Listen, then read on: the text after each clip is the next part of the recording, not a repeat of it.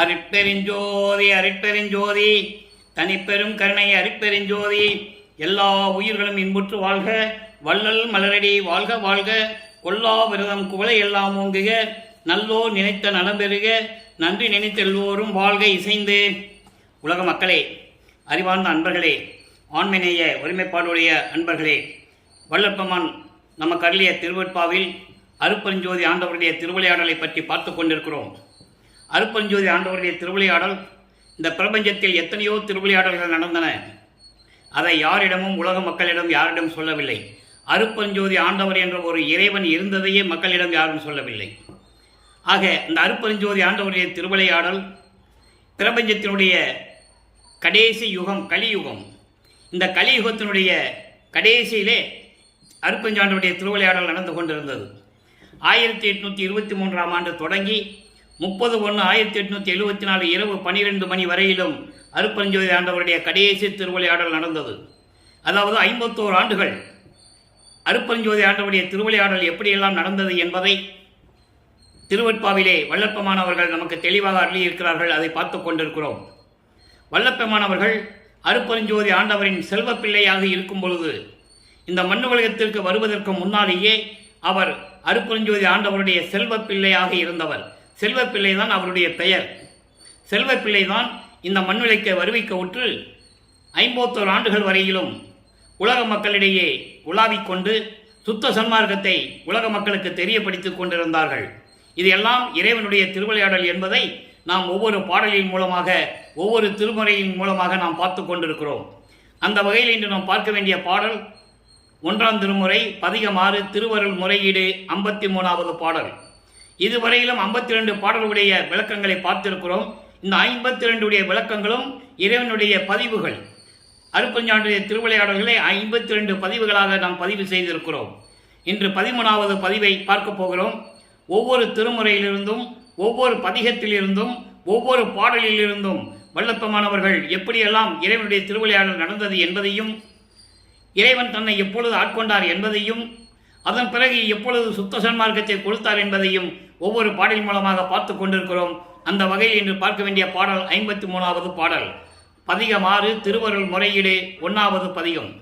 வள்ளற்பெருமானவர்கள் இறைவனால் வருவிக்க உற்று 8 ஆண்டுகள் வரையிலும் தான் யார் என்ற தெரியாத நிலையில் இருந்து கொண்டிருக்கும் போது அவருடைய மனநிலை எப்படி இருந்தது என்பதையும், 9வது ஆண்டு தனது தந்தை அருட்பெருஞ்சாண்டவர் வந்து ஆட்கொண்ட பிறகு அவருடைய நிலை என்ன என்பதையும் திருவருள் முறையீடிலிருந்து நாம் ஆரம்பிக்கப் போகிறோம்.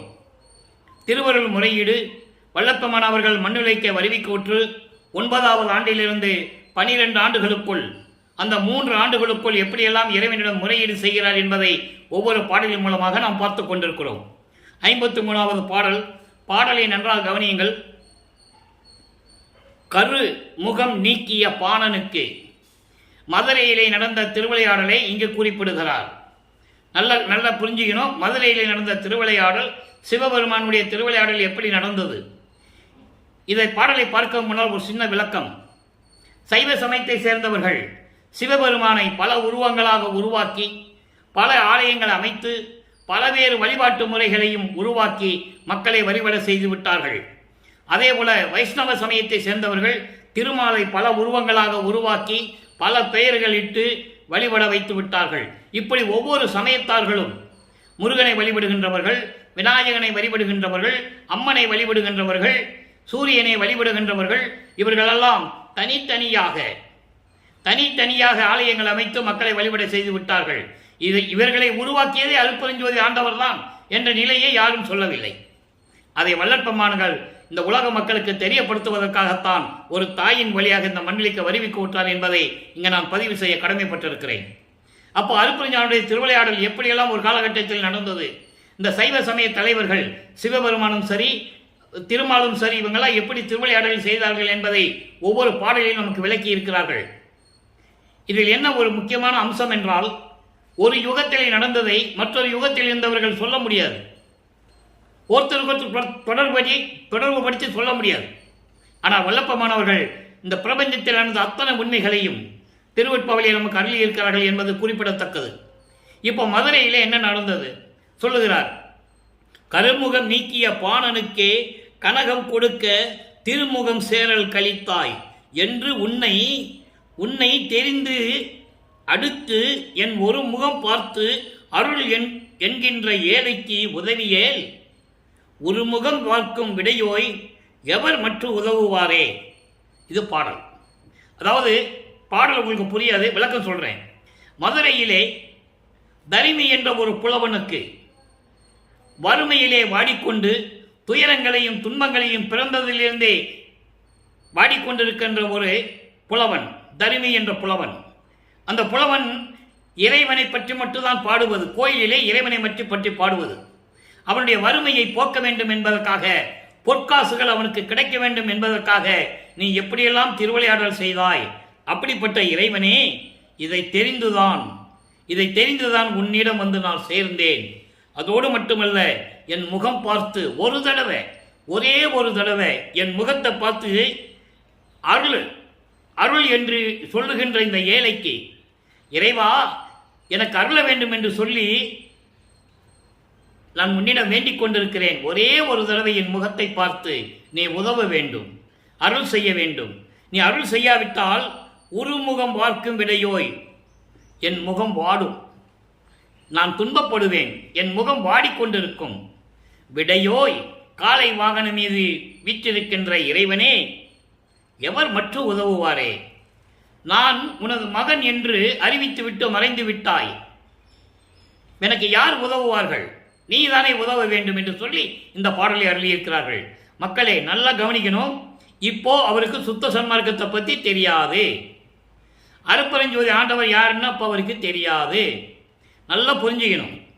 சமயங்களிலும் மதங்களிலும் மார்க்கங்களில் இருக்க வச்சு, தன் மகனை அங்கே இருக்க வச்சு, அதுக்கப்புறம் சுத்த சன்மார்க்கத்தை கொடுத்து அதெல்லாம் பொய்ன்னு சொல்லணும். திருவெட்பாவிலே ஆதாரங்கள் உண்டு, எல்லாமே அதான் சொல்றாரு. சாதியும் மதமும் பொய்யே அவற்றின் புகுதாதீர் என்று சொல்லுவார், ஞானசரியில் சொல்லுவார். ஆக இப்படியெல்லாம் சொல்ல வேண்டும் என்பதற்காகவே தனது மகனை இந்த மண்ணுக்கு வருவிக்க செய்து அதில் இருக்க சொல்றார். இது இவருக்கு தெரியாமையே நடந்து கொண்டிருக்கிறது. வல்லற்பெருமானுக்கு, நமது பிள்ளை பெருமானவர்களுக்கு தெரியாது. தெரியாமையே தனது மகனை சரியை கிரியை யோகம் இந்த 12 நிலைகளை கடக்க வைத்துக் கொண்டிருக்கிறார். சரியை என்பது உருவங்களை பார்த்து வழிபடுவது, கிரியை என்பது அந்த உருவத்தின் முன்னால் அமர்ந்து கொண்டு வேள்வி வளர்த்து மந்திரங்களை ஓதி வழிபடுவது, யோக நிலையில் இருந்து கொண்டு இறைவன்களை வழிபடுவது.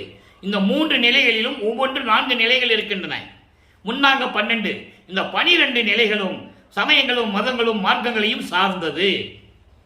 கர்ம சித்தி யோக சித்தி அடைந்தவர்கள் வழிபடக்கூடியது. ஞான சித்தியை பெறுகின்றவர்கள் இது செய்யக்கூடாது. அப்ப இந்த நிலையை உலக மக்களுக்கு தெரியப்படுத்த வேண்டும். அதற்காகத்தான் அங்கே இருக்க வைக்கிறார். அப்போ திருவருள் முறையீடு செய்யும்போது சொல்லுகிறார், இறைவனை எப்படி வேண்டுகிறார், இறைவனை எப்படி உருவகப்படுத்துகிறார், மதுரையிலே நடந்த திருவிளையாடலை தருமிக்கு பொற்காசுகள் கொடுப்பதற்காக எப்படியெல்லாம் திருவிளையாடல் செய்தார் என்பதை இங்கே தெளிவுபடுத்துகிறார். ஆக திருவருள் முறையீடு முடிகிறது.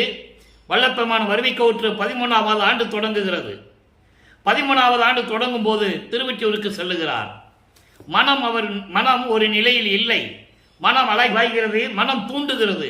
திருவொற்றியூருக்கு போ என்று தூண்டுகிறது. அங்கே இறைவன் திருவிளையாடல் செய்கிறார், தூண்டிவிடுகிறார், மனதை உள்ளத்தை தூண்டுகிறார். இவர் திருவொற்றியூரில் செல்கிறார். அங்கே கிடைக்குது பாருங்க, திருவருள் வழக்க விளக்கம் என்ற ஒரு பதிகம். அதில் 2வது பாடல். திருவருள் வழக்க விளக்கம் என்பது இறைவனுடைய திருவிளையாடல், அந்த திருவருள் எப்படி வழக்கத்தில் இருந்தது என்பதை விளக்கி கூறுவது.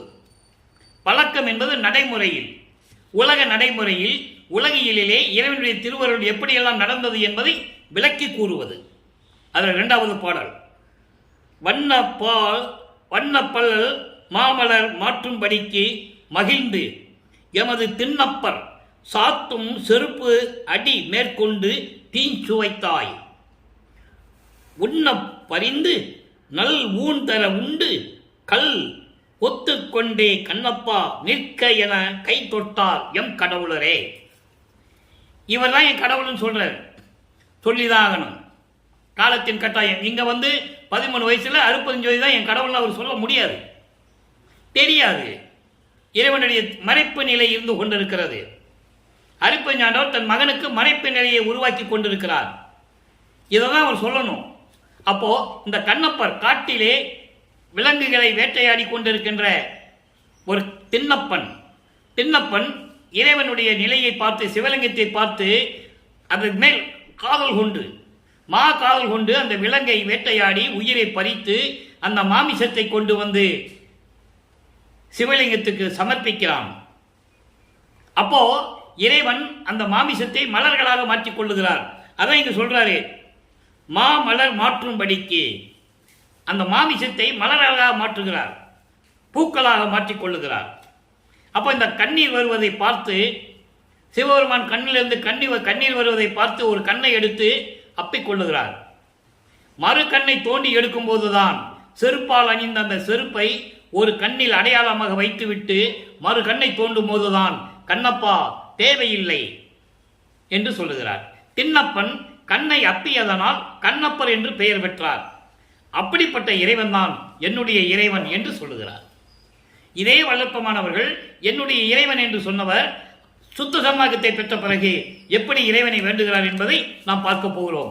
இதெல்லாம் இறைவனுடைய திருவிளையாடலாக நடந்து கொண்டிருக்கிறது. அடுத்து இப்ப 2ஆம் திருமுறை முடிச்சிட்டோம். 3ஆம் திருமுறை, 2ஆம் திருமுறையிலே 1200 பாடல்கள் இருக்கின்றன. ஒவ்வொரு பதியத்திலும் ஒவ்வொரு பாடல் மூலமாக இறைவனுடைய திருவிளையாடல் எப்படி நடந்து கொண்டிருந்தது என்பதை தான் பார்த்து கொண்டிருக்கிறோம். ஒரே நேரத்தில் எல்லா பாடலுடைய விளக்கத்தை கூற முடியாது, கதையும் சொல்ல முடியாது, கற்பனையாகவும் சொல்ல முடியாது. பாடலில் இருக்கின்ற உண்மைகளை, அருட்பெருஞ்சோதி ஆண்டவருடைய திருவிளையாடலை எப்படி சித்தரிக்க வேண்டும் என்பதுதான் வல்லப்பமானவர்கள் இந்த பாடலில் நமக்கு அருளி இருக்கிறார்கள். அதை தான் பார்த்து கொண்டிருக்கிறோம். இப்போ 2 திருமணம் முடிஞ்சு போச்சு. 2 திருமுறை முடியும் போதே வல்லப்பமானவர்களுக்கு ஈரெட்டு முடிந்து விட்டது. ஈரெட்டு என்பது 16. வல்லப்பமானவர்கள் இந்த மண்ணுலைக்கு வருவிக்க உற்று 16 ஆண்டுகள் முடிந்து விட்டது. காலங்கள் சென்று கொண்டிருக்கின்றன. எந்த விதமான இறைவனிடமிருந்து அருளை பெறவில்லை. இறைவன் வந்து காட்சி கொடுக்கவில்லை. 3ஆம் திருமுறை உருவாகிறது. 3ஆம் திருமுறை உருவாகும் போது வல்லப்பமானவர்களுக்கு 24. 3வது எட்டில் இருந்து கொண்டிருக்கிறார். இந்த மண்ணுலைக்கு வருவிக்க உற்று 24வது ஆண்டு தொடங்குகிறது. 24வது ஆண்டிலிருந்து 32 ஆண்டுகளுக்குள் என்ன நடந்தது, இது பாடலின் மூலமாக பார்த்து கொண்டிருக்கிறோம். இன்பக் கிளவி என்ற ஒரு பதிகம். இன்பக் கிளவி என்பது இறைவனுடைய செயலை இன்பமாக சொல்லுவது, இன்பமான சொற்களால் சொல்லுவது. அதுல பாருங்க, 2வது பாடல். இருந்தார், நல்லா கவனிக்கணும், இருந்தார் திருவாரூர் அகத்தில். திருவாரூர் என்ற இடத்தில் இருந்தார். அப்புறம் ஏன் அவர் திருவொற்றியூருக்கு வந்தார் பின்னால சொல்லுவார். அந்த பாடலை நம்ம பின்னால பார்க்க போறோம். சுந்தரன் திருவாரூரிலிருந்து கிளம்பும் போது அங்க இருந்த தியாகராஜ பெருமான கூட்டு இங்க திருவொற்றியூருக்கு வந்துட்டாரு. பரமநாச்சியாரை கல்யாணம் பண்ணி விட்டுட்டு, பரமநாச்சியாரை திருவாரூர்ல விட்டுட்டு இங்க சென்னைக்கு வந்துட்டார். வரும்போது சிவபெருமானையும் கூட கூட்டு வந்துட்டார் தியாகராஜ பெருமானை. அதனுடைய விளக்கம் இன்னொரு பாடலில் இருக்கிறது. அந்த பாடல் வரும்போது நீங்க புரிஞ்சுக்கலாம். இப்ப இதை மட்டும் மனசுல வச்சுக்கங்க. திருவாரூரில் இருக்கின்ற இறைவன் ஏன் திருவொற்றியூருக்கு வந்தாரு, அதை மட்டும் இந்த விளக்கம் நான் சொல்லியிருக்கேன். அப்போ திருவொற்றியூரில் இருக்கின்ற இறைவன் இங்கே வந்துட்டாரு. திருவொற்றியூரில் இருக்கின்ற இறைவன் என்னா கொடியார் இதயத்தில் பொருந்தார். அளவில்லாமல் தீய செயல்களை செய்யக்கூடிய தீயவர்களின் உள்ளத்தில் இருக்க மாட்டார். கொன்றை புலன் பூந்தார் புனைந்தார். கொன்றை மலர்களை எடுத்து தொடுத்து மாலையாக தொடுத்து அணிந்து கொண்டவர். தம்மை புகழ்ந்தார் கண் விருந்தார். தன்னை வணங்குகின்றவர்களுக்கு விருந்தாளியாக இருக்கின்றவர். தன்னை வணங்குகின்றவர்களுக்கு ஏற்றுக்கொள்வார் என்று சொல்கிறார். திருந்தார் புறம் தீ வைத்தார். திருந்தார் புறம் தீ வைத்தார். முப்புறத்தை எதிர்த்தவர். முப்புறத்தை புன்னகையால் எரித்து சாம்பலாக்கியவர். முப்புறம் என்பது பொன்கோட்டை, வெள்ளிக்கோட்டை, இரும்பு கோட்டை. தாரகச்சன் என்ற அரக்கனுடைய மகன்கள் 3 பேர். வித்துன்மாலி, தாரகச்சன், கமலாச்சன். வித்துன்மாலி தேவர்களையும் மக்களையும் துன்புறுத்தி விட்டு அந்த கோட்டைக்குள்ளே ஒளிஞ்சிக்குவான். அந்த கோட்டையை யாராலையும் அழிக்க முடியாது. பொன்கோட்டை, தாரகச்சன் வெள்ளிக்கோட்டை, கமலாச்சன் இரும்பு கோட்டை. இந்த 3 கோட்டைகளையும் யாராலையும் அழிக்க முடியவில்லை. தேவர்கள் எல்லாம் சிவபெருமானிடம் போய் முறையிடுகிறார்கள். இது புராணங்களில் சொல்லப்பட்ட கதை. அதையும் வல்லப்பமான் சொல்லுகிறார். அப்பவும் அதை சிவபெருமான் தான் சொல்லுவார். அருட்பெருஞ்சோதி சொல்ல முடியாது, அவரால் தெரியாது. இன்னும் ஆட்கொள்ளவில்லை. சுத்த சமயத்தை கொடுத்து இன்னும் ஆட்கொள்ளவில்லை. அப்போ அப்படிப்பட்ட கோட்டைகளை புன்னகையால் எரித்த இறைவன் அதோடு மட்டுமல்ல, அவர்தான் இப்போ ஒற்றி நகரில் இருக்கிறார், திருவொற்றியூரில் இருந்து கொண்டிருக்கிறார். திருவாரூரில் இருந்த இறைவன், சுந்தரன் வழியாக வந்த இறைவன், அதன் பிறகு எங்கேயும் போல திருவொற்றியூரில் இருக்கிறார். அதுக்கப்புறம் இந்த 3 கோட்டைகளையும் எரித்த இறைவன். இப்படிப்பட்ட இறைவன் தருந்தார் காம மருந்தார் இத்தாரணியிடத்தே தருவாரே. பகைவர்களின் கோட்டையை எரித்தவர். அப்படிப்பட்ட இறைவன் ஒற்றி நகரில் இருக்கின்றவர், மாலை சூட்டி மயக்கம் ஊட்டுகின்றவர். இதை ஏன் மாலை சூட்டி மயக்கம் ஊட்டுகின்றவர் என்று சொல்லுகிறார் என்றால், காமம் தருவார் என்று சொல்லுவார், காமம் மறுவார், காமம் தருவார் என்று சொல்லுவார். இரங்கல் மாலையில் சொல்லுவார். அதை நம்மளாம் பார்த்துட்டோம், 31 பாடலில் பார்த்துட்டோம். இங்க என்ன சொல்றாருன்னா, என்னை மாலையிட்டார் என்று சொல்லுவார். மாலையிட்டார் என்பது ஆட்கொண்டது. 9வது ஆண்டில் என்னை ஆட்கொண்டவர் திரும்பி வரவில்லை. அப்படிப்பட்டவர் திரும்பி வரவில்லை. அப்படிப்பட்ட இறைவன் இந்த மண்ணுலகிலே எனக்கு நிச்சயமாக அருளை கொடுப்பார். அந்த உறுதி அவருக்கு இருக்கு. ஏனால் இறைவனால் வருவிக்க உற்றவன் என்ற நிலை தெரிந்து விட்டது, இறைவனுடைய மகன் என்று தெரிந்து விட்டது. அதனால் உறுதியுடன் இருக்கிறார். ஆனால் அருட்பெருஞ்சோதி என்று அப்போ அவருக்கு தெரியாது. சமயங்களும் மதங்களும் மார்க்கங்களும் சூழ்ந்திருந்த காலகட்டங்களில் சிவபெருமான் தான் சொல்லுவார், தியாகராஜ பெருமான் தான் சொல்லுவார். அதை நீங்கள் நல்லா புரிஞ்சுக்கணும். ஏன்னா அது காலத்தின் கட்டாயம், சொல்லிதான் ஆகணும். அப்படிப்பட்ட இறைவன் எனக்கு இந்த மண்ணுலகிலே எனக்கு வந்து அருளை தருவாரே என்று சொல்லி 3ஆம் திருமுறையை முடிக்கிறார். அப்போ 4ஆம் திருமுறை உருவாகிறது. 4ஆம் திருமுறையிலே அன்பு மாலை 9வது பாடல். 4ஆம் திருமுறை என்று சொல்லும்போது வல்லப்பமானவர்கள் 4வது ஏட்டில் இருந்து கொண்டிருக்கிறார்கள். 25வது ஆண்டிலிருந்து வருவிக்க உற்று 25வது ஆண்டிலிருந்து 32 ஆண்டுகளுக்குள் என்ன நடந்தது? அதில் மிகவும் முக்கியமான ஒரு நிகழ்வு தினமும் சொல்லிதான் ஆகணும். ஏன்னா இறைவனுடைய திருவிளையாடல் சொல்லும்போது இந்த பதிவை சொல்லிதான் ஆக வேண்டும். அதாவது தனக்கோடி அம்மையாருக்கு மாங்கல்யம் கட்டி, அதாவது தாலி கட்டி அந்த அம்மையாருக்கு மோட்ச வீட்டை காட்டியது, விமோசனம் கொடுத்தது. இதன் பாடல் உண்டு, நம்ம போக போக பார்க்க போறோம். இந்த விளக்கம் மட்டும் மனசில் வச்சுக்காங்க. இது இறைவனுடைய திருவிளையாடல் என்பதை நீங்கள் மனதில் உறுதியாக வைத்துக் கொள்ள வேண்டும். தாலி கட்டால் தவிர குடும்பம் நடத்தல. இறைவனுக்கு குடும்பம் நடத்தணும் அவசியம் இல்லை. அப்ப ஏன் தாலி கட்டினாரு? மக்களுக்கு யார்கிட்டையும் சொல்லல, அதனால மக்களுக்கு தெரியாது. அகலிகை ராமன் பாதம் பட்டால்தான் சாபம் நீங்கும் என்று சொன்னார்கள். மக்கள் நம்பினார்கள். ராமன் பாதம் பட்டது, கல்லான அகலிகை உயிர் பெற்று எழுந்தால் சொன்னார்கள். இந்த திருவிளையாடலை யார் சொன்னது? சொல்லலையே, பாட்டில் இருக்கு. எப்படியெல்லாம் நடந்தது? அந்த திருமணத்தின் போது தேவர்கள், திருமாலும் பிரம்மனும் மற்ற தேவர்கள் எல்லாம் வாழ்த்தினார்கள். அங்கே நின்று கொண்டிருந்தார்கள், அமர்ந்து கொண்டிருந்தார்கள். எனது திருமணம் நடக்கும்போது என்று சொல்லுகிறார். அப்போ எனது தந்தை அருட்பெருஞ்சாண்டவரும் சிவகாமி வள்ளியும் வரவில்லை என்று என் மனம் எப்படி ஏங்கியது என்று சொல்லுகிறார். அதே இது அதன் பிறகு 2 குதிரை மாட்டின தேர்வில் அருட்பெருஞ்சாண்டவரும் என் தந்தையும் என் அம்மை சிவகாமி வள்ளியும் வந்து எங்களை வாழ்த்தினார்கள் என்று சொல்லுகிறார். இதெல்லாம் திருவருட்பாவில உண்டு, யாரும் மறுக்க முடியாது. அப்போ 4ஆம் திருமுறையில் என்ன சொல்றாரு? நல்ல பாட்டுங்க. பூணாத பூண்கள் எல்லாம் பூண்ட பரம்பொருளே, சிவபெருமானை சொல்றாரு. அதுக்கப்புறம் வந்து சுத்த சன்மார்க்கத்தை விளக்கி அருட்பெருஞ்சாண்டவர் வரும்போது எப்படி நடக்குது, எப்படி திருவிளையாடல் நடக்குது, நல்லா கவனிக்கணும். பூணாத பூண்கள் எல்லாம் பூண்ட பரம்பொருளே, யாரும் அணிய முடியாத பாம்புகளை எல்லாம் அணிகலனாக கொண்டு அந்த பரம்பொருளே, பொய்யடி என் பிழை முழுதும் பொறுத்து அருளி, நான் சமயங்களிலும் மதங்களிலும் மார்க்கங்களில் இருந்த போது, இது வந்து அன்பு மாலை வந்து அதாவது கடைசி சமயங்களும் மதங்களும் மார்க்கங்கள் விட்டு விட்டு வருகின்ற ஒரு நிலை. அதன் பிறகு சுத்த சன்மார்க்கம் பெறுகின்ற நிலை. இதுதான் கடைசி கட்டம். அப்ப சொல்றாரு, நான் அதில் இருக்கும்போது செய்த பிழைகள் எல்லாம் பொறுத்து அருளி, என்றும் காணாத காட்சியெல்லாம் காட்டி. அப்ப அங்க இறைவனுடைய திருவிளையாடல் நடக்குது, அவருக்கு தெரிஞ்சு போச்சு. இது அருட்பெருஞ்சோதி ஆண்டவருடைய திருவிளையாடல்னா அப்ப அவருக்கு தெரிஞ்சு போச்சு. எனக்கு உள்ளே கருணை நடம்புறுகின்ற கருணையை என் புகழுவேன். அப்படிப்பட்ட இறைவன் நான் செய்த குற்றங்களை எல்லாம் மன்னித்து, குற்றம் என்பது சமயங்களையும் மதங்களையும் மார்க்கங்களில் சொல்லப்பட்ட நெறிகளை கடைபிடித்துக் கொண்டிருந்தேன். திருநூறு பூசிக்கொண்டிருந்தேன், உத்திராட்சையை அணிந்து கொண்டிருந்தேன், கடுக்கான் போட்டிருந்தேன். சமயங்களிலும் மதங்களிலும் மார்க்கங்களில் சொல்லப்பட்ட நெறிகளை பின்பற்றி கொண்டிருந்தேன். அந்த தவறுகளை எல்லாம் மன்னித்து, ஏன் சுத்த சன்மார்க்கத்துக்கு வரும்போது இதெல்லாம் இருக்கக்கூடாது, சுத்த சன்மார்க்கத்துக்குள்ள வரும்போது இதெல்லாம் இருக்கக்கூடாது, இருந்தா மேல்நிலைக்கு போக முடியாது.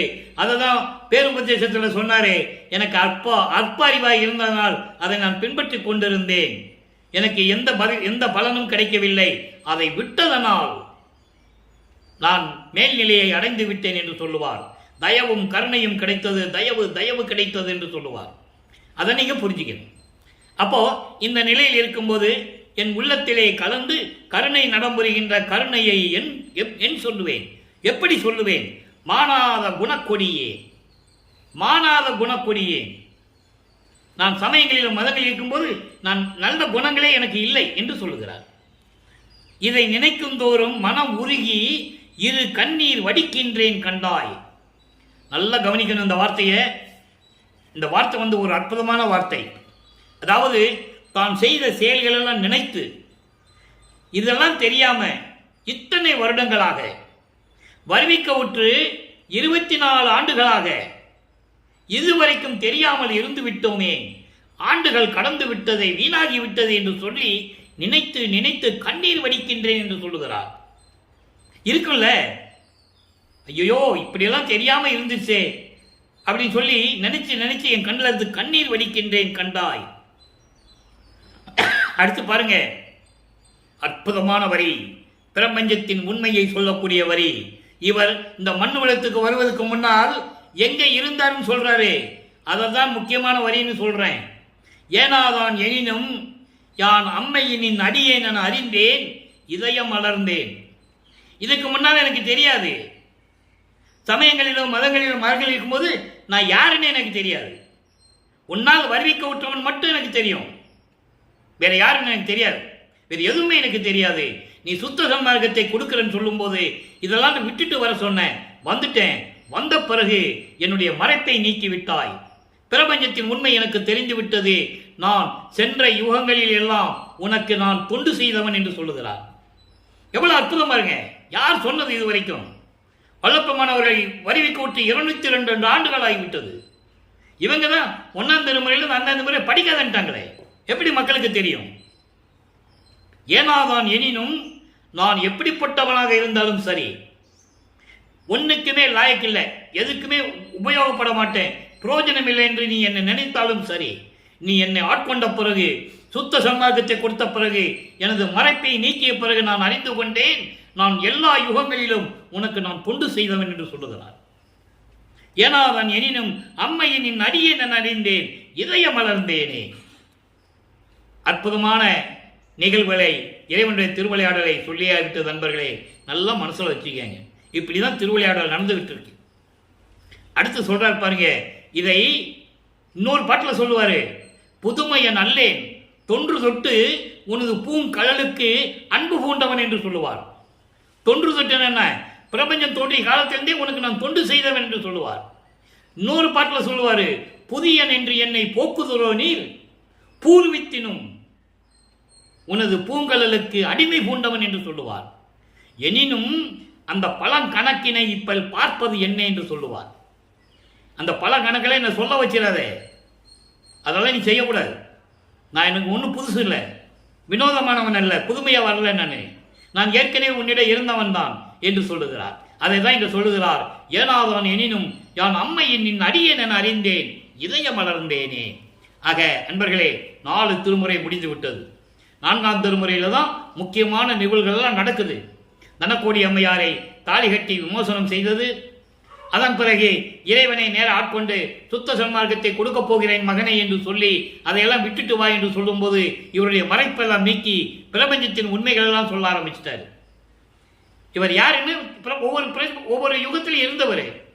ஊழி இது ஒரு ஊழி உழப்பராது ஓங்கி வாலி என்று எனக்கு வாய்த்த நன்னிதியே அகவல். இது 6ஆம் திருமுறையில் பாடல் இருக்கும். ஊழி இது ஒரு ஊழி உயிர் அளித்து ஓங்கினன் ஒரு பாட்டில் இருக்கும். ஊழிது ஒரு ஊழி உளவினும் அழியா உடம்பை அளித்தனன் இன்னொரு பாட்டில் இருக்கும். ஆக ஒவ்வொரு யுகத்திலையும் வல்லப்பமானவர்கள் இருந்தது என்பதை இங்கு நான் குறிப்பிட கடமைப்பட்டிருக்கிறேன். அடுத்து எல்லாம் முடிஞ்சது. 6ஆம் திருமுறைக்குள்ளே என்றாகிறார். 6ஆம் திருமுறைக்குள்ளே என்றாகும் போது எப்படியெல்லாம் விண்ணப்பம் வைக்கிறாரு, வச்சுதான் ஆகணும். ஏன்னா சமயங்களிலும் மதங்களில் இருக்கும்போது விண்ணப்பம் வச்சார்ல. இப்போ சுத்த சன்மார்க்கத்தை பெற்ற பிறகு எப்படியெல்லாம் விண்ணப்பம் வைக்கிறார். நான் ஒளிமயமாக வேண்டுமானால் நான் என்ன பண்ணணும், அதனுடைய அனுபவம் எப்படி இருக்குன்னு எனக்கு தெரியணும் அப்படின்னு ஒரு பாடல், 10வது பாடல், கடைசி பாடல். அந்த பதியத்தில் அத்துவித ஆனந்தத்து அனுபவ விடை ஈடு, ஒளிமயமாகும் என்ற நிலை கிடைத்துவிட்டால் அந்த பேரின்பத்தின் அனுபவத்திற்கு ஈடு இணை எதுவுமே இல்லை. அதான் அதுக்கு பொருள். 10வது பாடல் நல்லா கவனிங்க. நான் ஏற்கனவே பதிவு செய்திருக்கிறேன். வல்லப்பமலை பற்றி பேசும்போது பொதுப்படையாக பேசினார்கள், உண்மை, யாரும் மறுக்க முடியாது. ஆனால் ஒரு விஷயம் சொல்லிக்கிட்டே இருப்பாங்க. 2 மாதம் இங்கே இருப்பாருங்க, அப்புறம் 6 மாதம் எங்கேயாவது போயிடுவாருங்க, காணாமல் போயிடுவார், எங்கே இருக்கிறான்னு தெரியாது. இப்படியே சொல்லி சொல்லி மக்களிடம் வல்லப்பமலைய இறைநிலை யாருமே சொல்லலை. இப்போ சொல்கிறாரு, இதில் சொல்கிறாரு பாருங்க. அதுக்கு தான் இந்த பாடலுடைய விளக்கம் இறைவன் உங்களுக்கு சொல்ல சொன்னது. அதான் சொல்லிட்டு இருக்கேன். இங்கேருந்து அங்கே போகிறாரு. இங்கே காணன்னு சொல்லுவாங்கல்ல, அப்போ அவர் எங்கே இருந்தார் சொல்கிறார். ஞான மணி பொது நடம் செய்யும் திருவடி கண்டிடவே நடக்கின்றேன். யாரும் இறைவனுடைய அடிய முடியும் பிரபஞ்சத்தில் இதுவரை பார்த்ததில்லை. ஞான மணி பொது நடம் சுத்த சிவஞான வெளியில், சுத்த சிவஞான வெளி, எல்லா வெளிகளையும் கடந்து பரவெளி, பரம்பரவெளி, பராபரவெளி, பெருவெளி, பெருசுகவெளி, வெட்டவெளி, இதெல்லாம் கடந்து 7வது வெளியான 7வது வெளிக்கு மேலே இருக்கின்ற சுத்த சிவஞான வெளி. அந்த வெளியில் அருள் நடனம் செய்து கொண்டிருக்கின்ற உன் திருவடியை பார்ப்பதற்காக நான் இங்கிருந்து வந்து கொண்டிருக்கிறேன். அதான் நடந்து கொண்டிருக்கிறேன் என்று சொல்கிறார். நடந்து கொள்வதெல்லாம் வல்லப்பமன் நடக்கணும்னு அவசியம் இல்லை.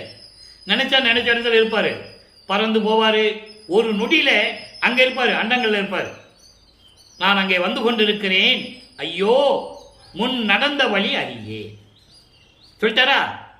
முன் நடந்த வழி உன்னால் வருவிக்க விட்டு 32 ஆண்டுகள் வரை, 12 ஆண்டுகள் வரை சின்ன பிள்ளை, 13வது ஆண்டிலிருந்து 32 ஆண்டுகளுக்குள், அதாவது கிட்டத்தட்ட 20 ஆண்டுகள். அந்த ஆண்டுகளிலே சமயங்களையும் மதங்களையும் மார்க்கங்களையும் பின்பற்றி கொண்டு நான் எந்த வழியில் இருந்தேன், என்ன செஞ்சேன், எப்படி நடந்தேன்னு எனக்கு தெரியல. ஊனமுகம் ஆணவமும் பாவி எதிர்ப்படுமோ. நான் உன்னை திருவடியை பார்க்கறதுக்கு அங்கே வந்துகிட்டு இருக்கேன். அப்போ துன்பங்களை செய்யக்கூடிய அந்த ஆணவன்ற ஒரு பாவி இருக்கே, ஆணவம், மலம், ஆணவம், கண்மம், மாயை, மாமாயை, ஒவ்வொன்றுமே சொல்லிட்டு வருவார். இங்கே ஆணவம் சொல்றார். அந்த ஆணவம் நான் வரும்போது எதுக்கு வருமா கேட்குறாரு. நான் இப்போ வரப்போகிறேன், அப்பாட்ட கேட்குறாரு, நான் எப்படி ஒளிமயமாகணும், அந்த அனுபவத்தை நான் பார்க்கணும், அதுக்காக நான் இப்போ சுத்த சிவஞானைக்கு வந்து கொண்டு இருக்கிறேன். வர்ற வழியில ஆணவம் எதுக்கு வருமா, ஆணவத்தை நீக்க வேண்டும் என்று சொல்கிறார். ஆணவம் பாவி எதிர்ப்படுமோ, உடமை எல்லாம் பறித்திடுமோ. அந்த ஆணவம் வந்துச்சுன்னா என்னுடைய சுதந்திரம் எல்லாம் போயிடுமோ. என்னுடைய உடைமை, அவர்கிட்ட உடைமை என்ன, இந்த சுதந்திரம், என்னுடைய உடைமையெல்லாம் பறித்திடுமோ. நடை மெலிந்து போமோ, நாங்கள் வர முடியுமா, இளைப்பார்வேனா, என் உடம்பு இழைத்து விடுமா, நான் வர முடியுமா என்று சொல்வதே தான் நடை மெலிந்து போமோ. என நடக்கிறேன்னு சொல்றாரு. நான் அங்கே வர முடியுமா. ஈனமூறும் அகங்கார புலி குறுக்கே வருமா. காமம், குரோதம், குரோதம் தான் குரோதம், லோபம், மதம், ஆச்சரியம், மோகம், இதெல்லாம் குறுக்க வருமானு கேட்கிறார். அகங்காரம் தான்ற ஒரு அகங்காரம், அந்த கொடும் புலி எவ்வளவு கொடுமையானதோ அது போன்ற இந்த அகங்காரம் குறுக்க வந்துடுமா. இச்சை என்னும் இராக்கா பேய் என்னை பிடித்து கொள்ளுமோ. உலக இச்சையான இந்த பேய் இருக்கிறதே, மண்ணாசை, பெண்ணாசை, பொன்னாசை, இந்த 3 ஆசைகளானதே உலகம் அழிந்து கொண்டிருக்கிறது. மன்னர்கள் காலத்திலும் சரி, விண்ணுலக காலத்திலும் இருந்தாலும் சரி, கிரேதயுகம், திரேதயுகம், துவாரயுகம், கலியுகம், 4 யுகங்களிலுமே மண்ணாசை, பெண்ணாசை, பொன்னாசையினால்தானே அழிந்து கொண்டிருக்கிறது. மண்ணாசையினாலே ஏற்பட்டதுதானே பாரதம், பெண்ணாசையினாலே ஏற்பட்டதுதானே ராமாயணம். ஆக அதை குறிப்பிடுகிறார், மறைமுகமாக குறிப்பிடுகிறார். இப்படிப்பட்ட உலக இசைகளெல்லாம் என்ற பேய் என்னை பிடித்துக் கொள்ளுமா. இதையெல்லாம் நீக்க வேண்டும் என்று தந்தையிடம் சொல்லுகிறார். ஏன்னால் இதெல்லாம் நீக்கினாதான் ஒளிமயமாகும் நிலையை அடைய முடியும். சும்மா மலங்களையும் ஆணவத்தையும் அகங்காரத்தையும் காமம் குரோதத்தையும் வச்சிருந்து உலக ஆசையை வச்சிருந்தா எப்படி ஒளிமயமாக முடியும். அதான் இந்த தலைப்பில் இந்த பதியத்தில் சொல்றாரே, இதெல்லாம் நீக்க வேண்டும். இதை என்னை பிடித்துக் கொள்ளுமா? ஆனமலை தடை நீக்க. ஆனமலை தடை நீக்க என்பது 5 மலங்கள்: ஆணவம், கண்மம், மாயை, மாமாயை, குரோதை. இந்த 5 மலங்களை நீக்க உன் அருள் துணைதானே வேண்டும். அது எனக்கு இருக்கிறதா? அருள் துணைதான் உருமோ? அருள் துணை வேண்டும், உனது அருள் துணை வேண்டும். அது எனக்கு கிடைக்குமா? இதெல்லாம் கடவுளே ஐயர் என்று சொல்கிறார். ஐயர் என்றால் கடவுள், அருட்பெருஞ்சோதி. அருட்பெருஞ்சோதியே, திருவுள்ளம் எதுவோ? உன் திருவுள்ளத்தில் என்ன நினைச்சிட்டு இருக்கேன்னு எனக்கு தெரியலையே, எதுவும் தெரியல, யாரும் அறிந்தில்லேனே என்று சொல்லி இந்த பாடலை அருளியிருக்கிறார்கள். நல்ல கவனிங்க, எவ்வளவு அற்புதமான இறைவனுடைய திருவிளையாடல். அதை எப்படி கேட்கிறார் பாருங்க மகன். சமயங்களையும் மதங்களையும் மார்க்கங்களை விட்டு வந்தாச்சு, சுத்தசால் மார்க்கத்தை வாங்கியாச்சு, இப்போ ஒளிமயமாகணும். அதுக்கான தடைகள் என்ன? இந்த சமயங்கள், மதங்கள், மார்க்கங்களுடைய தடை அது நீங்கிடுச்சு. ஆணவ மலை, ஆணவம், கண்மம், மாயை, மாமாயை, துரோதை மலங்கள், 5 மலங்கள். அது இல்லாமல் அகங்காரம், இதெல்லாம் தடை நீங்கினாதான் உன்னுடைய அருள் எனக்கு கிடைக்குமே. இந்த அருள் கிடைக்குமா? உன் திருவுள்ளம் எதுவோ? யாரும் அறிந்தில்லேனே, எதுவுமே எனக்கு தெரியலையே. அப்பா, பட்டது போதுண்டா சாமி, உன்னால் இந்த வருவிக்கு உற்று இத்தனை ஆண்டுகள் நான் பட்ட துன்பங்களா போதுங்கடா சாமி என்று சொல்லி தந்தையிடம் கேட்கிறார். அடுத்து பாருங்க, திருக்கதவம் திறத்தல். உன் உள்ளத்தில் என்ன இருக்குதுன்னு தெரியாது சொல்லிட்டாரா? அடுத்து திருக்கதவம் திறத்தல், உன்னுடைய உள்ளத்தை திறந்து காட்டுன்ற. அப்படின்னா என்ன? உன் உள்ளத்தில் இருப்பதை சொல்லு, தெளிவாக சொல்றேன். பாடல் பாருங்க, 5வது பாடல், பதிகம் 18, திருக்கதவம் திறத்தல், 5வது பாடல். பாடலை நல்லா கவனிங்க. இறந்து இறந்தே இழைத்து எல்லாம் போதும், இறந்து இறந்து இழைத்ததெல்லாம் போதும், இந்த உடம்பே இயற்கை உடம்பாக அருள் இன்னமுதம் அடித்து. இந்த ரெண்டு வரிக்கு முதமே சொல்றேன். இதெல்லாம் விளக்கம் சொல்லணும்னா வருஷ கணக்கில் சொல்லணும். நான் ரொம்ப சுருக்கமாக சொல்லிக்கிட்டு இருக்கேன், பதிவு நேரம் போய்கிட்டு இருக்கு. அதாவது இந்த உலக மக்கள் என்ன பண்ணாங்க? இறக்கணும், அடுத்து பிறக்கணும், இறக்கணும், இப்படி பிறந்து பிறந்து உடம்பு இழைத்து போயிட்டாங்க. அவங்க இழைத்து போயிட்டாங்கன்னா துன்பங்களை அடைந்து கொண்டிருக்கிறார்கள் உலக மக்கள். நான் அப்படி இருக்கக்கூடாது. உன்னால வருவிக்க விட்டு வந்த உடம்பு இருக்க, மனித உடம்பு, இந்த உடம்பை என்ன பண்ணணும்? நீ இயற்கை உடம்பாக. இயற்கை உடம்பு என்பது, இயற்கை என்பது அழிவில்லாதது. இயற்கை எப்பவுமே அழிவில்லாதது. அதனால்தான் இயற்கை உடம்பு என்று சொல்லுகிறார். அப்போ அந்த மரணமில்லா பெருவாழ்வை எனக்கு கொடுக்க வேண்டும். இந்த உடம்பு அழியக்கூடாது. திருமாலும் சரி, எத்தனை அவதாரங்கள், 10 அவதாரங்களிலும் அவன் உடம்பை மண்ணில் போட்டுதான் செல்ல வேண்டும். புராணங்களில் உண்டு, நீங்கள் படித்து தெரிந்து கொள்ளலாம்.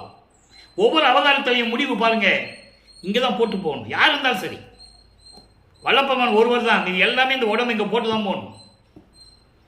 அப்போ உன்னால் வருவிக்க விட்டு இந்த மனித உடம்பு இருக்கிறதே, உலக மக்கள் மாதிரி பிறந்து இறந்து பிறந்து இறந்து அதெல்லாம் இழைத்ததெல்லாம் போதும், அதெல்லாம் நான் செய்ய மாட்டேன். உன்னால் வருவிக்க விட்டு இந்த மனித உடம்பு, இந்த உடம்பை இயற்கை உடம்பாக ஆக்க வேண்டும். அதற்கு நீ அருள் செய்ய வேண்டும். இன்னமுதம் அளித்து என் புறம் தழுவி, புறந்தழுவின கட்டி தழுவி, கட்டி தழுவி உள்ளத்தில் புணர்ந்து, அகம் புணர்ந்து என்று சொல்லுகிறார். கட்டி தழுவி உள்ளத்தில் கலந்து கலந்து கொண்டு எந்நாளும் பூரணமாம் சிவபோகம் பொங்கிட. அதான் இறைவனுடைய பேரானந்தம், சிவானந்தம். சிவானந்தம்னா உடனே நீ சிவபெருமான் கிட்ட போயிடக்கூடாது. சிவன் வேறு, சிவம் வேறு, அறிவு வேறு, மெய்யறிவு வேறு, ஞானம் வேறு, மெஞ்ஞானம் வேறு. அப்போ அப்படிப்பட்ட ஒரு பேரின்பம், கடவுளின் பேரின்பம், அந்த இன்பம் கிடைக்க விரும்பினேன், விளைந்தேன். அதுக்கு தான் நான் விரும்பினேன். இந்த உடம்பு நீ அழிய உடம்பாக்கணும். உலக மக்கள் மாதிரி பிறந்து பிறந்து செத்துல நான் நடக்க மாட்டேன். இந்த மனித உடம்பு நீ தானே கொடுத்த. நான் உன்கிட்ட தானே இருந்தேன், உன் பிள்ளையா இருந்தேன், செல்வ பிள்ளையா இருந்தேன். மனித உடம்பு கொடுத்துட்டே இல்லை, இந்த உடம்பை இயற்கை உடம்பா மாத்து. தெளிவாக சொல்றாரு. அதுக்கு அருள் செய்ய வேண்டும். நான் அதைத்தானே விரும்புகிறேன், வேற என்ன விரும்பினேன்னு சொல்றாரு. பிறந்து இறந்து பொய் கதியை பெற நினைந்தே, பின்னால் சொல்றாரு பாருங்க, பிறந்து இறந்து பொய்யான சமயங்களையும் மதங்களையும் மார்க்கங்களையும் மேற்கொண்டு இந்த மாந்தர்கள் பேதையர் போல் என்னை நினைக்க வேண்டாம். மாந்தர் என்றால் உலக மக்கள். பிறந்து இறந்து இந்த சமயங்களையும் மதங்களையும் மார்க்கங்களையும் பின்பற்றி கொண்டு புலையும் கொலையும் தவிர்க்காமல் மாமிச உணவுகளை உண்டு இன்னொரு உயிரை கொண்டு அது உடம்புக்கு எடுத்து கொண்டிருக்கின்ற இந்த உலக மக்களைப் போல என்னை நீ நினைக்க வேண்டாம். நான் உனது மகன், உன்னால் வருவிக்க விட்டவன் இந்த மண்ணுலகிற்கு. என்னை அந்த மாதிரி நினைச்சிடக்கூடாது. நீ நினையே பெரிய திரிக்கதவும் திறந்தருளி உனது உள்ளத்தை திறந்து, உனது அருள் உள்ளத்தை திறந்து அணைத்திடுவாய். என்னை ஆட்கொள்ள வேண்டும், என்னை அணைத்துக் கொள்ள வேண்டும், புறம் தள்ளக்கூடாது, அணைத்துக் கொள்ள வேண்டும். சிற்றபை வாழ் அரசே, சிற்றபையில் விளங்கிக் கொண்டிருக்கின்ற அரசே, சித்த சிகாமணியே, திருநட நாயகனே, என் உள்ளத்தில் அமர்ந்திருக்கின்ற சுத்த சன்மார்க்க தலைவனே. சித்த சிகாமணி என்பது சுத்த சன்மார்க்கத்தினுடைய தலைவன், என் உள்ளத்தில் இருக்கின்ற தலைவன், உள்ள தலைவன், உள்ளத்து தலைவன் என்று சொல்கிறார். திருநட நாயகனே, நாயகனே என்றால் திருநட நாயகனே, அருள் நடனம் செய்து கொண்டு நடனங்களுக்கெல்லாம் நாயகனாக விளங்கிக் கொண்டிருக்கின்ற அருட்பெருஞ்சோதியே என்று சொல்லி இந்த பாடலை நமக்கு அள்ளியிருக்கிறார்கள். ஆக இறைவனுடைய திருவிளையாடல் தொடர்ந்து கொண்டிருக்கிறதே. சமயங்களையும் மதங்களை விட்டுட்டு வந்துட்டாரு, இப்போ அங்கே போயிட்டு இருக்கிறாரு. அப்போ போகும்போது இதெல்லாம் நீக்கணும்னு சொல்றாரு. அடுத்து பாருங்க, பிள்ளை சிறு விண்ணப்பம் 3வது பாடல். இந்த பாடலுக்கு ஏற்றபடி பிள்ளை சிறு விண்ணப்பத்தில் தான் விளக்கம் இருக்கிறது. அதனால தான் பெரு விண்ணப்பத்தை விட்டுவிட்டு சிறு விண்ணப்பத்தில் இருக்கின்ற 3வது பாடலை உங்களுக்கு நான் விளக்கம் சொல்லிக் கொண்டிருக்கிறேன். வெம்மதி கொடிய மகன் கொடும் செய்கை விரும்பினும் அங்கனம் புரிய சம்மதிக்கின்றார் அவன் தந்தையை, அவன் தன்னை பெற்ற தாய் தந்தையர். அதாவது உலகிலே மகன் மீது கொண்டுள்ள அன்பினால் மகன் தவறே செய்தாலும், கொடுமையான செயல்கள் செய்தாலும் மகனை தான் ஆதரிப்பார்கள், அதை சம்மதிக்கிறார்கள் பெற்றோர்கள். உலகியல் இருக்கிறத சொல்றார். நான் அப்படி அல்ல, இம்மதிசிறியேன் விளைந்தது ஒன்றில்லை, நீ என்றனை விளைவிக்க விளைந்தேன். நான் ஒண்ணுமே செய்யலையே. நான் உங்ககிட்ட என்ன கேட்டேன்? நீ என்ன விரும்பி ஏற்றுக்கோ, என்னை ஆட்கொண்டுக்கோ, எனக்கு அருளை கொடு, வேற எதுவும் கேட்கலையே, வேறொன்று இல்லை என்று சொல்கிறார். நான் உங்ககிட்ட வேற ஒன்று கேட்கலையே, என்னை விரும்பி ஏற்றுக்கோ, என்னை ஆட்கொண்டுக்கிறதான் சொல்றேன். செம்மதி கருணை திருநெறி இது நின் திருவுள்ளம் அறியும் என்றாய். சுத்த சன்மார்க்க நெறியை கொடுத்து என்னை ஆட்கொள்ள வேண்டும், இது உன் உள்ளத்துக்கு தெரியும். நான் வேறு எதுவுமே விரும்பியதில்லை. நீ என்னை வந்து ஆட்கொள்ள வேண்டும், என்னை ஏற்றுக்கொள்ள வேண்டும் என்று தானே சொல்லுகிறேன் என்று சொல்லி சிறு விண்ணப்பத்தில் நமக்கு அருளியிருக்கிறார்கள். அடுத்து பாருங்க, தனித்திரளங்கள் 110வது பதிகம். இடையில இருக்கிற பதிகங்கள்லாம் பாட்டு என்னாச்சுன்னு நீங்க நினைக்கலாம். அது படிப்படியா வந்துகிட்டு இருக்கும். தனித்திரளங்கள் 115வது பாடல சொல்றார் பாருங்க. அன்பர்களே, நான் ஏற்கனவே இந்த பதிவிலே கூறியிருக்கிறேன். ஒவ்வொரு பதிவிலும் வேண்டுமென்றோ காலத்தை கடத்த வேண்டும் என்பதற்காகவோ, நேரத்தை போக்க வேண்டும் என்பதற்காகவோ, வீணாக்க வேண்டும் என்பதற்காகவோ, கற்பனையாகவோ எந்த விதமான விளக்கமும் நான் தந்ததில்லை. என் தந்தை இறைவன் வல்லப்பமானவர்கள் என்ன விளக்கம் எனக்கு கொடுத்திருக்கிறார்களோ, 6 திருமுறையிலும் எனக்கு விளக்கம் கொடுத்திருக்கிறார்கள். அதை தான் நான் உங்களிடம் பேசிக் கொண்டிருக்கிறேன். வெறும் பாடல் மட்டும்தான் எழுதி கொண்டு வந்திருப்பேன். விளக்கம் இறைவன் கொடுத்த விளக்கம், என்னிடமிருந்து சொல்லுகின்றதுதான் விளக்கம் என்று நீங்கள் நினைத்துக் கொள்ள வேண்டும். பன்னிய பூசை நிறைந்தது திருச்சிற்றம்பல நடம் கண்டு எண்ணிய எண்ணம் பலித்தன. முடிவை சொல்றாரு. இதெல்லாம் விண்ணப்பம் வச்சு அதை வச்சு வந்துட்டார்ல. இப்ப இறைவனுடைய திருவிளையாடல் எப்படி நடந்தது, என்னென்ன கொடுத்தாரு? மெய் இன்பம் எய்தியது ஓர் தன்னியல் ஆரமுது உண்டனன் கண்டனன் சாமியை, நான் நன்னிய புண்ணியம் என் உரைக்கேன் இந்த நானிலத்தே. நானிலம் என்பது திணைகளை சொல்லுகிறார். குறிஞ்சி, முல்லை, மருதம், நெய்தல், பாலை, இந்த 5 திணைகளை கொண்டதுதான் இந்த உலகம்.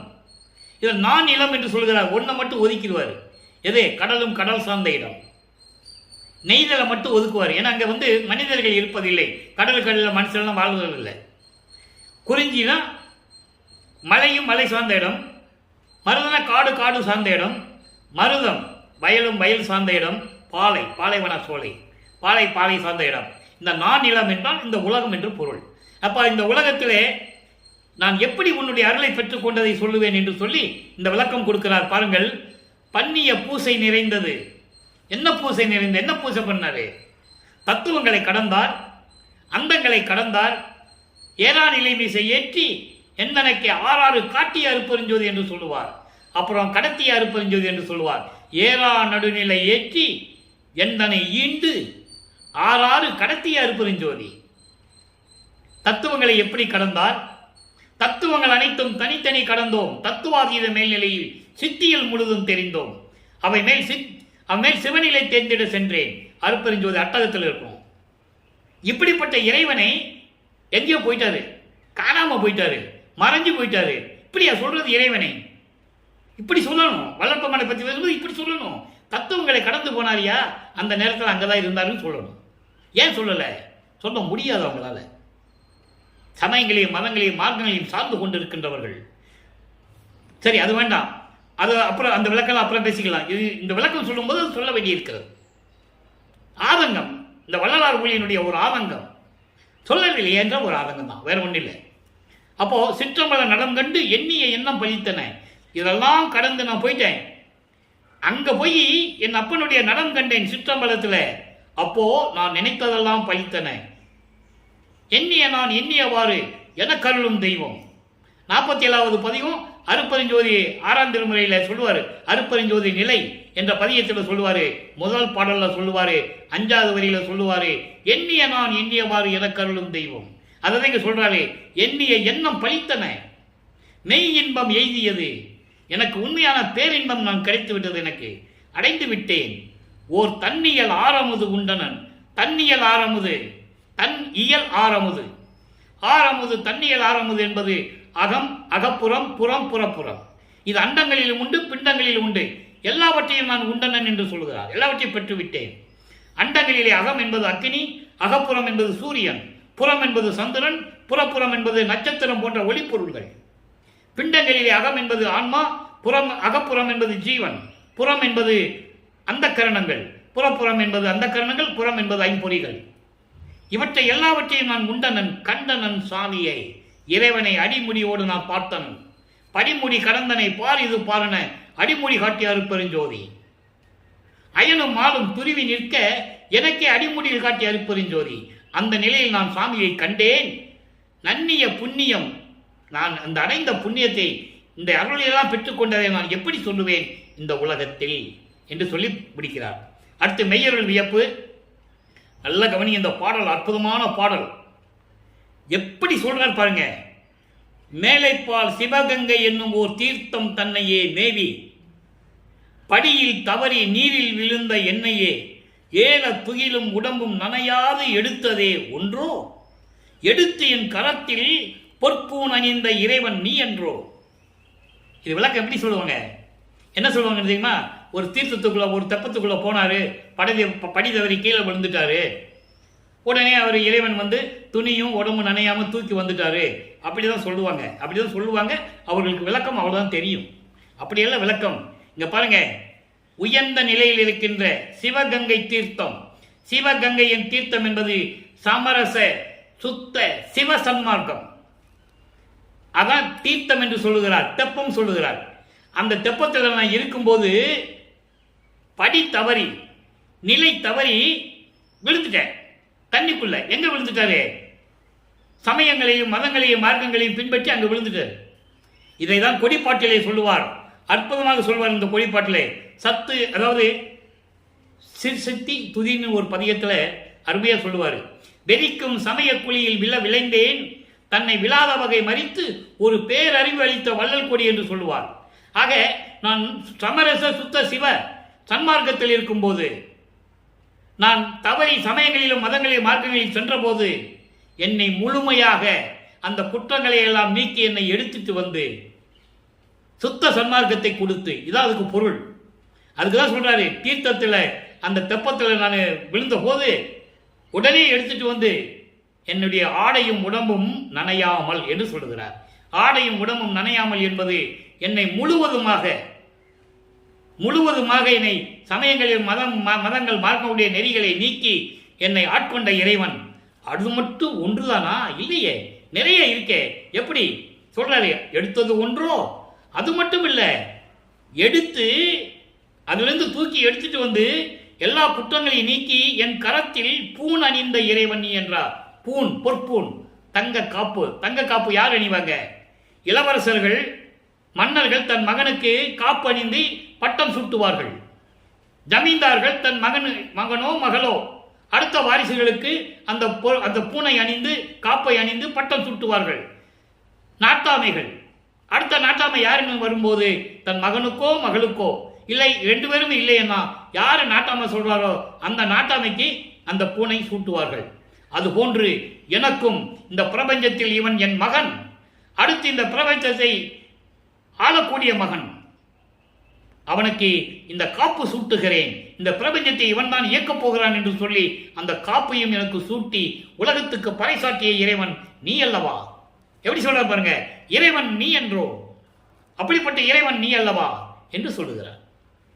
ஆக இந்த நிலை மெய்யருள் வியப்போட முடிந்து விட்டது. அடுத்து ஒரு சின்ன விளக்கம்.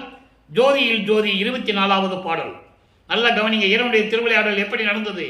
வருவித்த வண்ணமும் நானே, இந்த மாநிலத்தை செய்யும் வண்ணமும் தானே தெரிவித்து உற்றருளி பாரி திருச்சிற்றம்பலத்தை திருநடஞ்சோதி.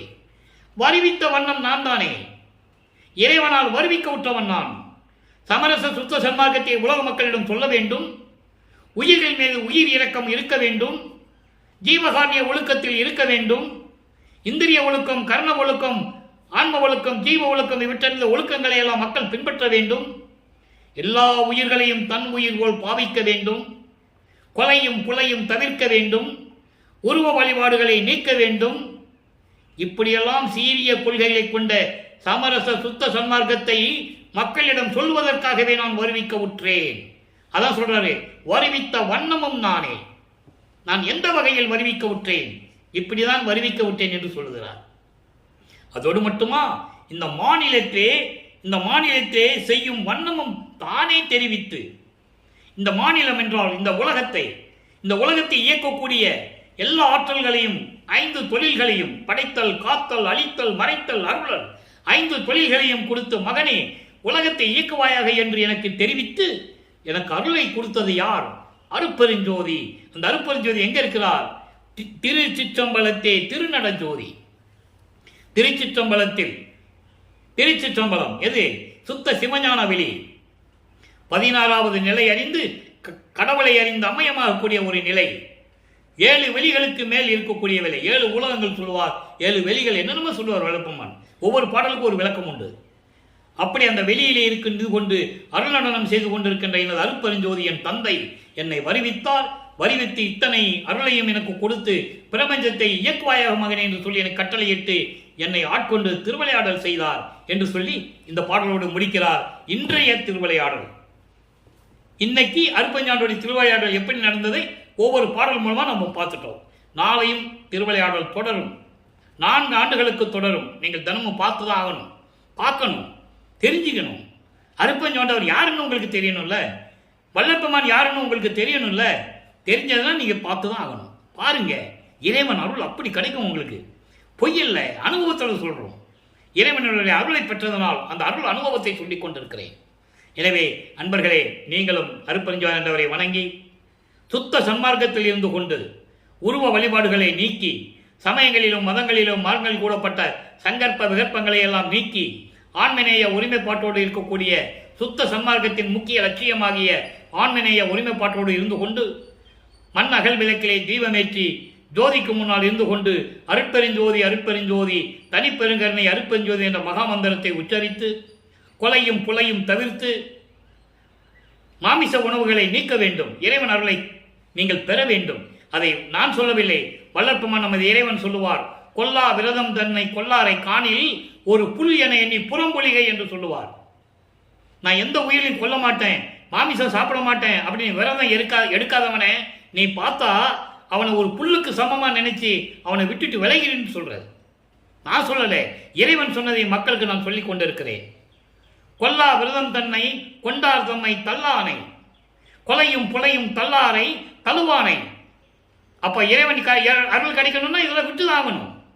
அந்த நிலையில் இருந்து கொண்டு தெய்வத்தின் முன்னால் அமர்ந்து கொண்டு நீங்கள் இறைவனை வணங்கி இறைவனுடைய செல்வங்களையும் அருளையும் எல்லாம் பெற்றுக்கொண்டு இந்த வையகத்திலே நீங்கள் வாழ்வாங்க வாழ வேண்டும் என்று வாழ்த்தி இறைவனுடைய தயவாலையும் கருணையாலையும் வாழ்த்தி இந்த வள்ளலார் ஒளியன் விடைபெறுகிறேன்.